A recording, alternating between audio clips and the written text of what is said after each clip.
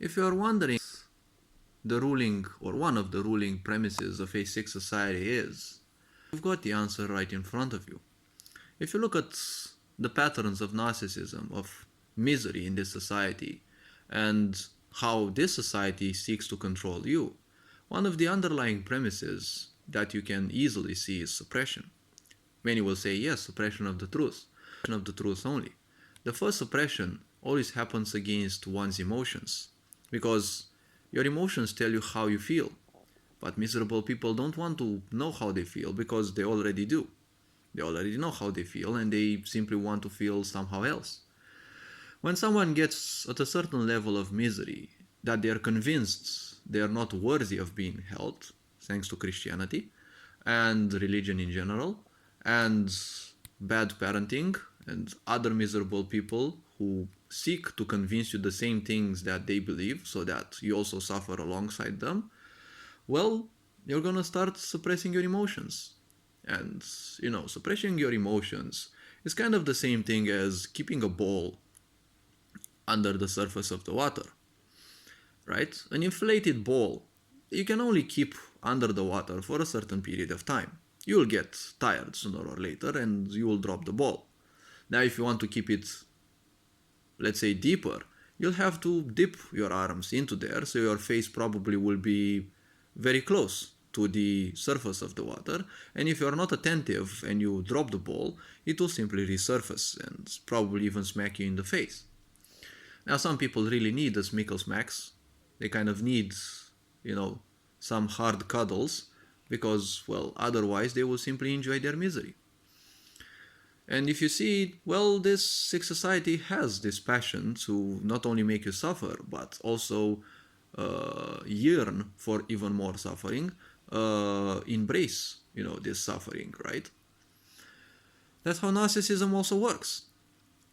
Creating walls and barriers around you so that you have a prison built around you so that you can't escape, and then it will confiscate everything so that you can literally, specifically suffer, and that's it, right? If you don't believe me, just look at the pandemic. It took you all your freedoms, and, well, you weren't allowed to do anything, and a lot of the people simply no longer had anything to do. But, well, many people simply embrace any possible suffering because that's what God wills, that's what someone else wills. They don't have any internal power or any will to live. They're just molds wandering around, hoping that someone will shape them into, well, something usable. After repression of that comes repression of the psyche, because, well, if you don't feel well emotionally, you will seek meaning, you'll seek reasons as to why you don't feel well. And then entitlement comes in, and, well, guess what society is supporting nowadays? Entitlement. It's supporting minorities of all sorts just so that it gives them a fake sense of freedom, a fake sense of strength. And what a sick society wants is belonging. But what a narcissist wants, as well as this sick society, it wants you to feel a sense of belonging with them and them only. It wants you to come on your knees and, beg for even more mercy. Kind of the same thing that you see in sadomasochistic relationships as well. So, moving a bit further, when you have suppression of the psyche, people will seek all sorts of reasons as to why they suffer. Hence, they will become more susceptible to things like religion. God wants you to suffer. This wants you to suffer. Suffering is the only way. Just like the church would say in the Middle Ages, give all your riches to God and you will live eternally, well, after you die, which is a bit ironical because you'll die and you'll live eternally in a heaven where everything will be provided. Why would you forsake this life for something that you don't know you will receive? In a sick society, well, there is nothing you will receive during your own life, and even the Davos conferences told you that you will have nothing but be happy. Well, most people already don't have anything, and, well, guess what? Will they ever be happy? No, because no one teaches you how to be truly happy, only to be distracted.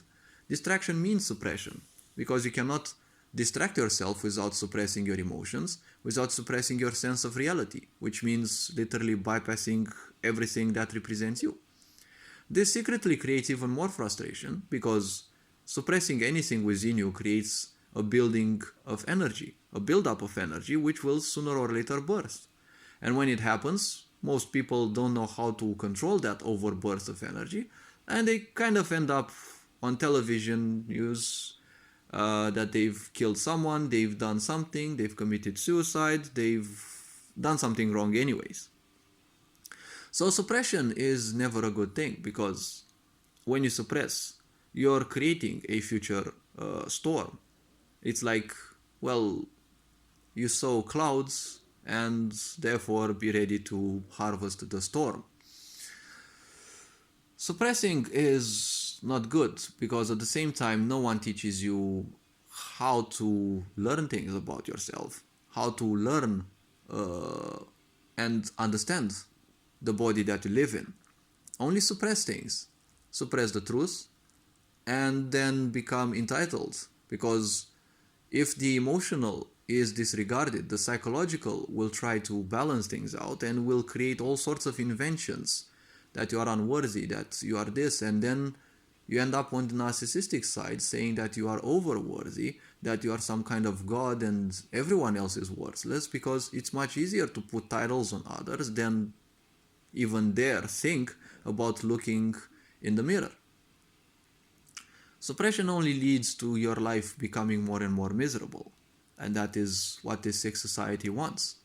If you don't believe me, well, look throughout the medieval world, look throughout our entire history. Have we achieved anything? Well, a lot of things have been achieved, but imagine if they were achieved from a more aware point of view, from a more conscious point of view, rather than just doing things impulsively and, well, most likely not achieving anything, like really anything of importance. Because everything that is born out of misery will eventually lead to even more misery. And, well, it doesn't matter how good everything is on paper, because when it is born out of misery, well, that will also birth even more misery. Misery is the only pandemic. It cannot exist outside of hosts, and it can only spread through other hosts. So all this being said, hopefully this video was introspective enough. Take care, and, well, feel free to view any other content that can be found on this channel. If you feel like it, feel also free to like and subscribe, and, well, I'll see you in the next one. Wishing you an awesome day. Very Board signing out.